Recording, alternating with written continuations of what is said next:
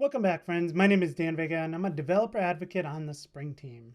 Today, we're going to be taking a look at the @Json Test annotation, and this is to test that the object serialization and deserialization is working as expected.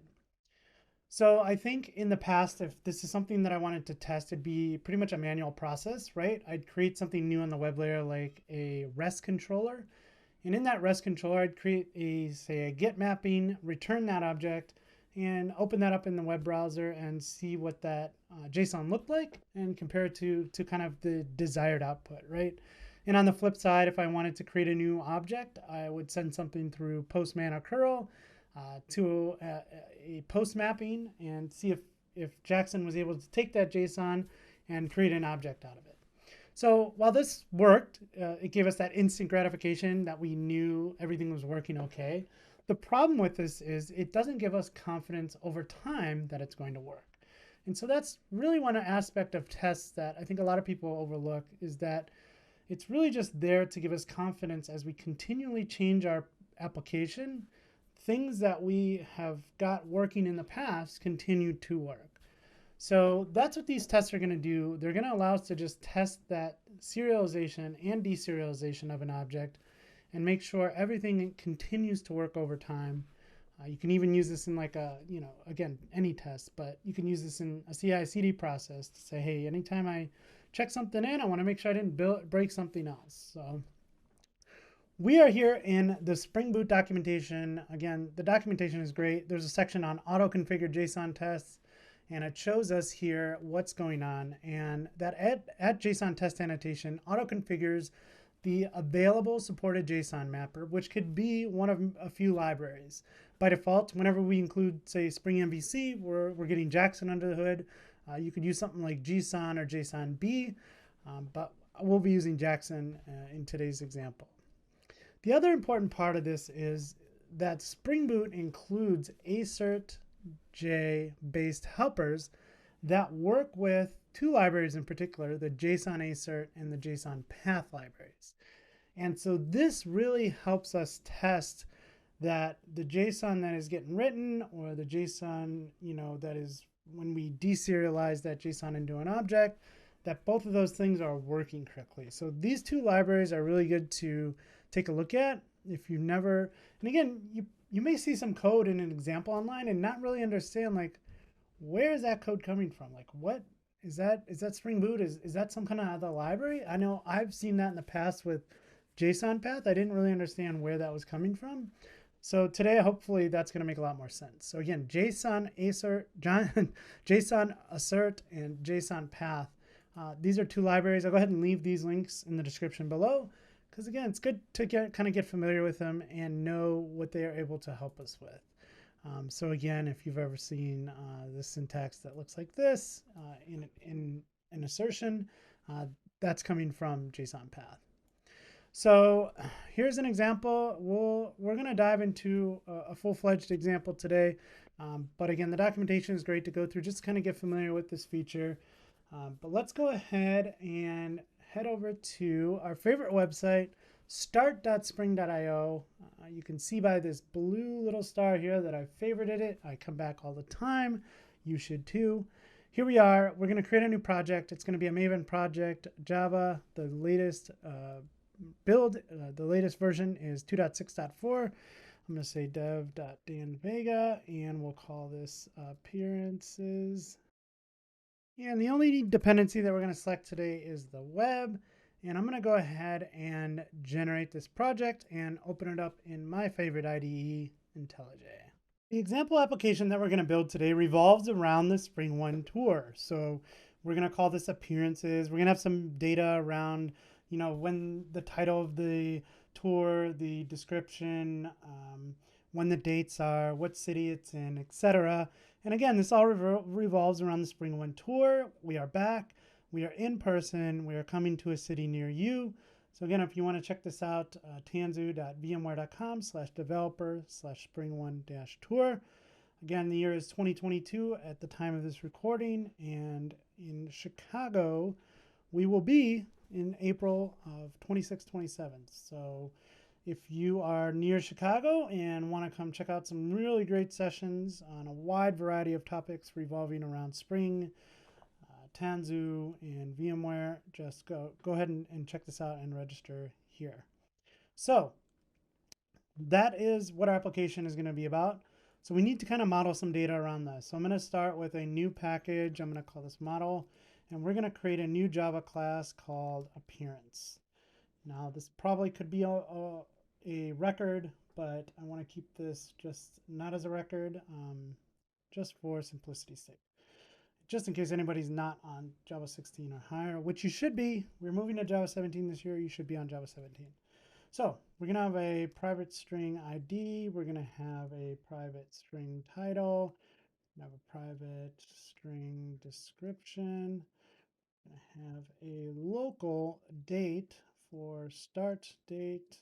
We're going to have a local date for end date. We're also going to have a type called type. Come to that in a second. We're going to have a list of strings, and we'll call these tags. And we'll have a string for URL. So let's go ahead and create this type. This is just going to be a simple enum. And right now, this is going to be a conference or a live stream. And I think we'll just leave it at that for now.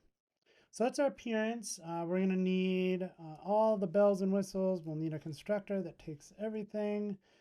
We're going to need a getter and setter for each of these. And we'll need a toString. And that should be all we need for this. So now what I want to do is actually create a test. So let's go ahead and generate a test. And we're going to call this the, let's call it the appearance JSON test. And we'll just leave it at that. And we'll actually do want a setup method. We'll talk about that in a second. All right, so here in our test, the first thing that I'm going to do is annotate it with @JSON Test.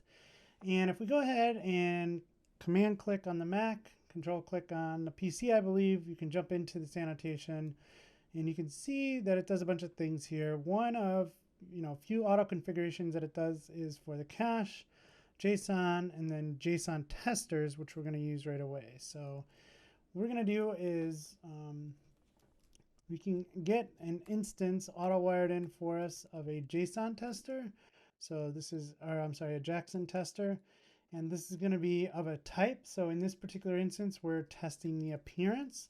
And we're just going to call this a Json tester. One other thing I want just to start off with is an instance of the application context. And we'll call this context. And I think that's all we need. I do want to have just a simple test for void context loads. And what I want to do here is assertions assert that. So I want to pull from the AssertJ library. And so let's go ahead and add a static import for that. And I just want to make sure that the context is not null. And I want to make sure that the Json tester that we have configured is also, oops, I guess that just pulled that in. Yeah, I didn't want to.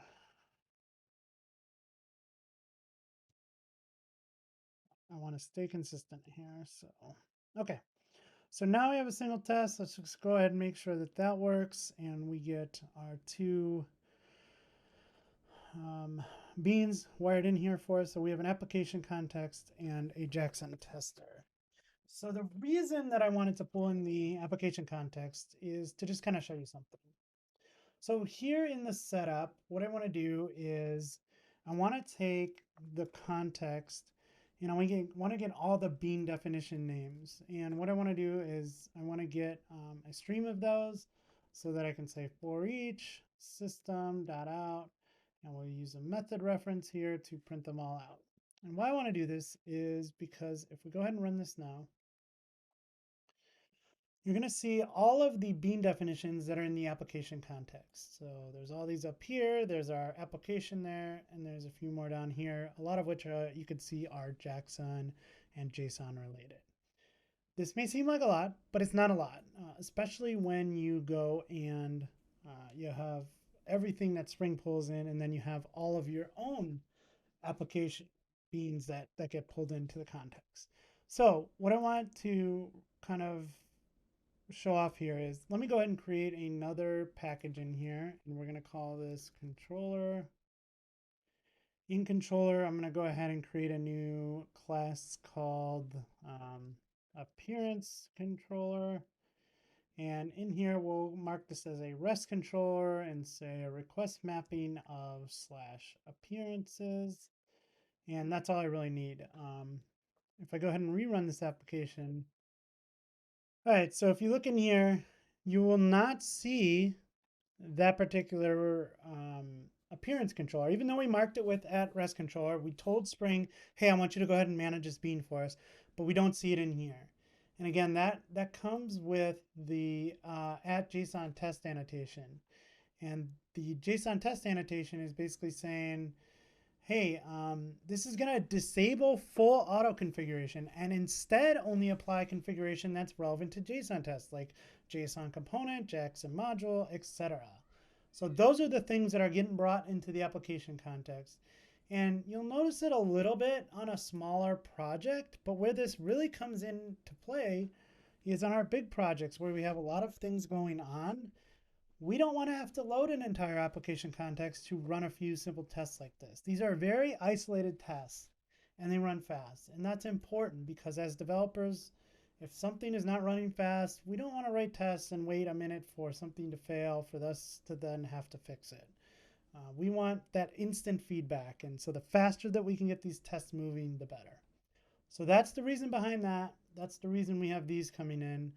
If you wanted access to it as well, you can also get an object mapper, which is coming directly from Jackson.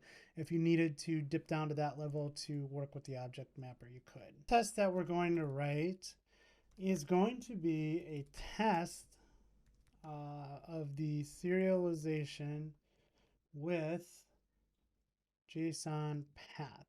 So remember, I told you that we brought in 2 of those extra libraries, AssertJ or JSON Assert and JSON Path. And so this test is kind of just showing you how you can use JSON Path in your test. So the first thing I'm going to do is I'm going to create an ID, and this is going to be a uuid.randomID, and we're going to turn it into a string because our appearance takes a string as an ID. So we have an ID, and what I'm going to do is just copy in some code here. I know you don't want to watch me type all this out, so here we go is appearance. So here's our new appearance that takes our ID. The title is a Spring 1 Tour of Chicago. The talk that I'm giving is getting started with GraphQL for Spring. Here are the dates, the 26th and the 27th. It is of type conference. The tags, kind of what is this about? It's about Spring Boot and GraphQL, and here's the URL. So now what we can do is we can use that Jackson tester that we had auto-wired in for us, and there's a bunch of methods on here. And one of the methods on there is write. So we want to write out the appearance to JSON, right? So this is going to give us some JSON. We're going to add that exception. We can introduce a local variable, and we'll call this JSON. And now we can use that JSON to go ahead and do a bunch of assertions. So I'm going to show you one and then, or two, and then we'll take a look at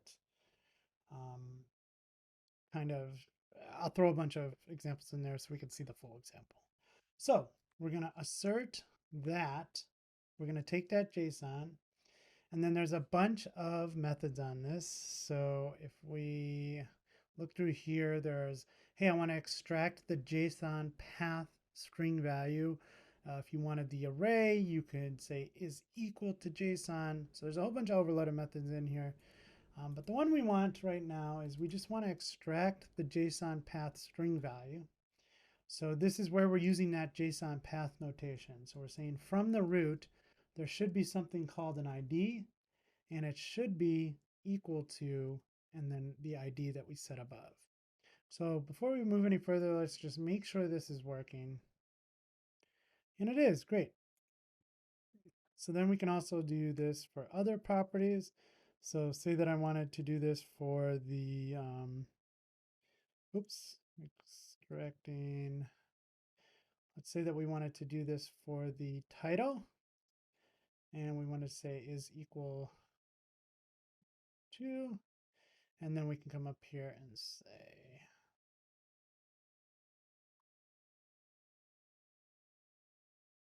and then I'll just go ahead and run this again using a keyboard shortcut, Control Shift and R on the Mac, and the test pass. So I'm going to grab the rest of these in the example that I had. I'm sure you don't want to see me type those over and over again. So here we are. We have those. Let's go ahead and run this, and everything looks good. So that's our first test. We were testing the serialization, let's spell that right, Dan, with the JSON path. So this stuff is all of the JSON path stuff. Again, the link to that project will be in the description. Go check that out so you just get a little bit more, we did some very basic tests here, but you can do a whole bunch of different path expressions to go ahead and test what's inside of your JSON.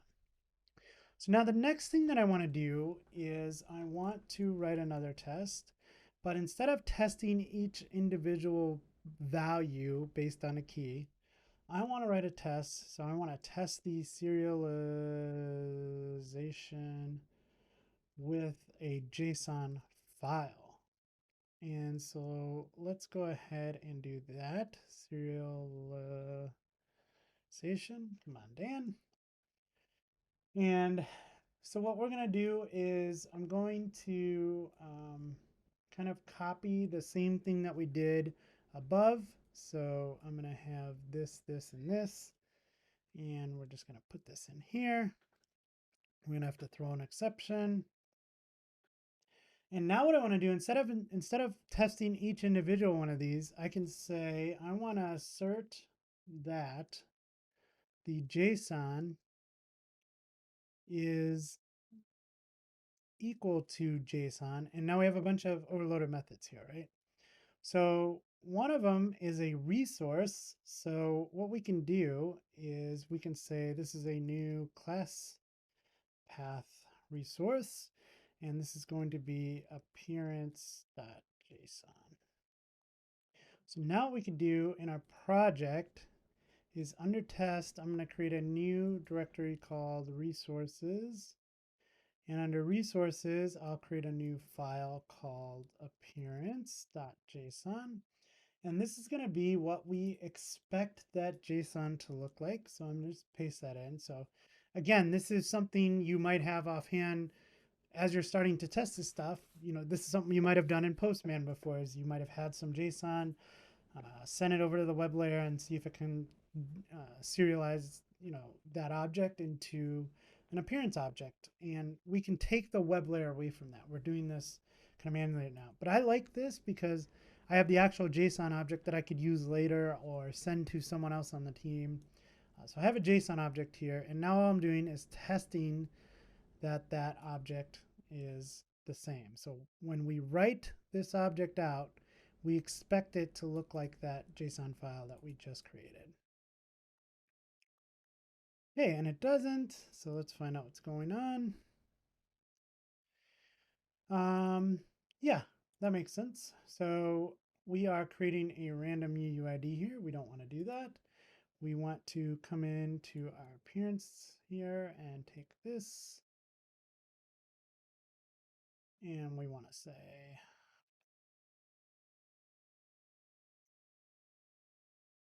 and so I'm just going to run that again. Again, that's Control Shift R, and that passes. So now if you don't want to put that in a file, you don't have to. We could come down here and say assert that JSON is equal to JSON. And again, there's a bunch of different overloads for this. One is just a string. So is equal to JSON, and if we want to say get appearance JSON, and then we can go ahead and create this method.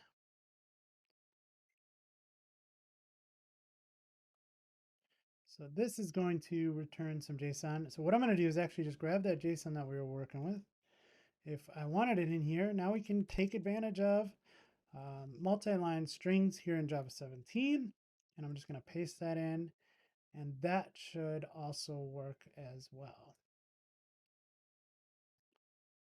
So cool. Just a way to test serialization here using both a JSON file and just a string that we returned. Okay, the next test that I want to write is I want to test that we can create a list of appearances and we can serialize those. So test list appearances, serialization. Let's do that. So what I'm going to do now is I'm going to copy in two appearances. So we have our same Chicago appearance. Next, we have a Toronto appearance. So just some different dates. Same talk I'm giving. But now what we can do is we need a way to test those appearances. So first, let me create a list of appearances. So a list of appearance. We'll call those appearances and we'll just say list.of and Chicago and Toronto, and that will give us our list. Now, we can't use this Json tester from before. This is a Json tester of type appearance. So this is specifically testing that appearance object. So what we need is we just need another bean, right? So what we're going to say is autowired. And we're going to say Json tester, but this time the type is a list of appearance. So we can say Json tester list. So now that'll give us what we need to go ahead and make this assertion. So now we're going to say Json tester list, and we're going to write. Now see the write? See, if we would have just used the Json tester from before, it would have been looking for a type of appearance. Now it's looking for a list of appearances, or a list of appearance. So now we can say appearances. Again, we're going to have to throw that exception. We can introduce a local variable called JSON. And now we can do the same thing that we did above. We can say assert that the JSON is equal to the JSON new class path resource of appearances.json. Okay, so we're going to need to create that file. So we'll say new file appearances.json. And I will just copy this over. And so it's going to look pretty similar, but now it's going to be an array of objects. So two objects in here, one appearance in Chicago, one appearance in Toronto. And so now if we go ahead and run this test, great, everything worked as expected. So that is an easy way to test the serialization of both the single object and the list of objects that you would expect. The final test that I want to write is going to be around deserialization. So test deserialization.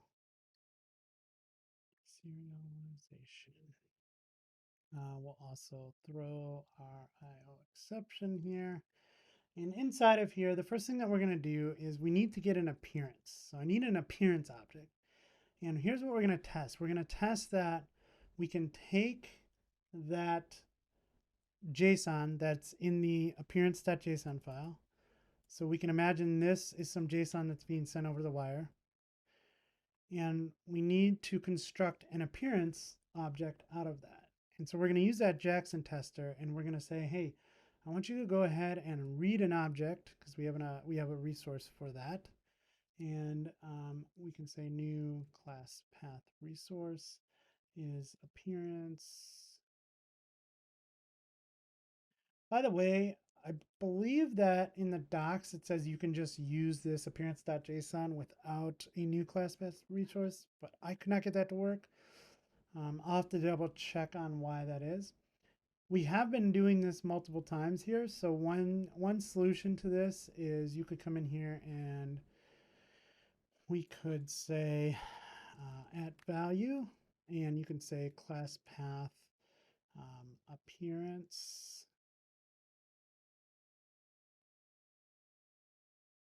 So appearance.json, and then you can say private resource.